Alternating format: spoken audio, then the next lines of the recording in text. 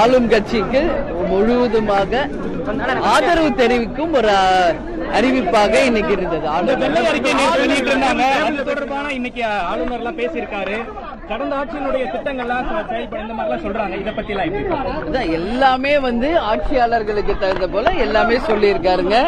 நிச்சயமாக இன்றைக்கு அவருடைய உரை ஆளும் கட்சி தரப்புக்கு ஆதரவான ஒரு உரையாக இருந்தது.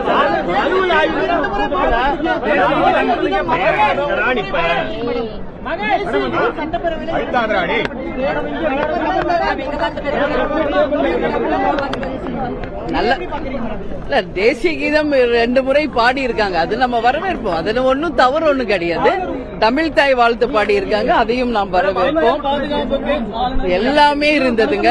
அதுதான் ஆளும் தரப்புக்கு ஆதரவாக இருந்தது ஆளுநர் உரை. நன்றி. ஆளும் கட்சிக்கு முழுவதுமாக ஆதரவு தெரிவிக்கும் ஒரு அறிவிப்பாக இன்னைக்கு இருந்தது. வெள்ளை அறிக்கை நேற்று வெளியிட்டிருந்தாங்க. அது தொடர்பான இன்னைக்கு ஆளுநர் எல்லாம் பேசியிருக்காரு. கடந்த ஆட்சியினுடைய திட்டங்கள்லாம் செயல்பட இந்த மாதிரிலாம் சொல்றாங்க. இதை பத்தி எல்லாம் எல்லாமே ஆட்சியாளர்களுக்கு தகுந்த போல எல்லாமே சொல்லியிருக்காருங்க. நிச்சயமாக இன்றைக்கு அவருடைய உரை ஆளும் கட்சி தரப்புக்கு ஆதரவான ஒரு உரையாக இருந்தது.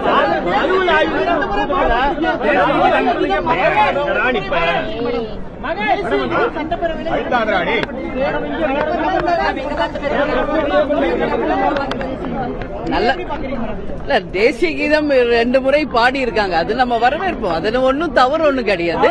தமிழ் தாய் வாழ்த்து பாடி இருக்காங்க. அதையும் நாம் வரவேற்போம். எல்லாமே இருந்ததுங்க. அதுதான் ஆளும் தரப்புக்கு ஆதரவாக இருந்தது ஆளுநர் உரை.